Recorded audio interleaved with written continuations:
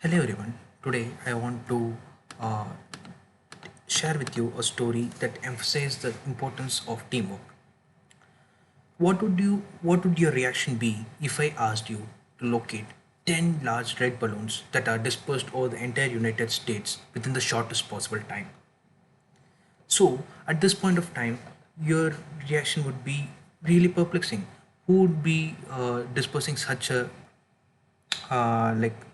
such large balloons in all over the United States and expect a single person to locate all of them? It's highly impossible and impractical. So at this point of time, what you must this had actually happened in the past. So the DARPA, that is the Defense Advanced Research Project Agency, that is a part of US military that is tasked with pushing the boundaries of the technological standards of the US military. So they came up with an idea of dispersing 10 large red balloons at different various locations in the United States, that is over 3.1 million square miles, and we're expecting the people to be identifying the locations or coordinates of these balloons accurately. This was a tactical drill in order to make the military aware and ready for like a future risks that can come in the form of terrorisms, etc., that can be relatable with this particular event. But the senior analyst well within the DARPA agency itself knew that this task was highly impossible. Yet they moved ahead with that. So once this particular challenge was announced to the public, what the registrations were flooded with various teams all over the country. They were very the teams were ranging from like from mathematicians, scientists, from engineers, and from social networkers, etc. And there were a lot of people involved in a lot of teams, and some of the teams resolved to using satellite imagery and satellite imagery based search engines in order to locate the balloons. Some started tapping into the social media feed in order to get clues for locations of the red balloons. Some even publicly started announcing and advertising in the social media in order to find the location of the red balloons. At this point of time, we must understand that these particular teams, each teams were using their own particular approaches, and they were trying to build their own particular solutions. But the common trait among all these teams were that they were logical, they were well equipped, and they used so like sophisticated modalities in order to get the shortest possible solution. And here came the entry of the team from MIT, a young team that was under the uh, author, if I'm not wrong, Richard. If I'm not wrong, the team lead was Richard. They came to know about this particular challenge just 4 days before the launch of the event. So they even as soon as they heard about this event, they were naturally intrigued to participate in this event. But what happened was that they were very much short of time. Within 4 days, they could not do extensive planning and preparation. They could not contract the brightest minds in the country. They could not even put together a team that could collaboratively work towards completing this task or the challenge successfully.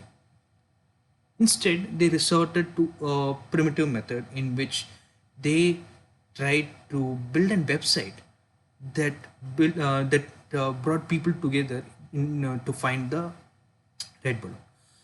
So you might be wondering what is new about this. This is something being done all over this digital era.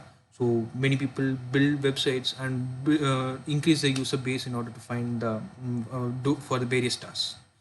Interesting thing over here is that they created a chain of networks such that for the first user who is registering to this particular network will be given an user link, invitation link. In this manner, he can invite he can share this link to the other people whom he wants to invite, and they can register to this website as well, and so on and so forth. The new user will also be given an unique invitation link which he can use it to invite others. In this manner, not only the user base of the website is increasing, but there is also a chain of links being links that is happening throughout the website, that is linking the people, telling who invited whom, and the chain expands in such a manner. Now came the interesting thing. 2 days before the launch of the event, this particular website was two days before the launch of the challenge, this website was initiated. And the propaganda of this particular website was that the person who correctly identifies the location of the red balloon will be awarded $2,000, and the person who invited the particular user will be awarded $1,000, and the person who invited the inviter will be given $500, and so on. So as if you observe carefully, there is a chain of rewards being propagated throughout the user base. Within the first 2 hours of the website being online, there were not much users registering, but slowly and steadily the user base was expanding.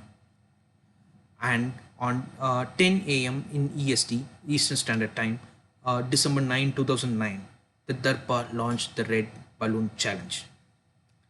So the teams immediately flung into actions, deploying their well-planned and sophisticated modalities in order to find the location of the balloons as fast as possible.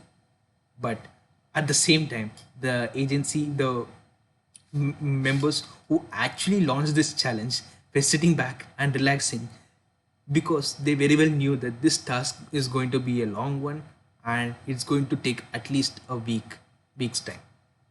But interestingly, you would be surprised to know that in 8 hours, 52 minutes, and 41 seconds, the challenge was completed.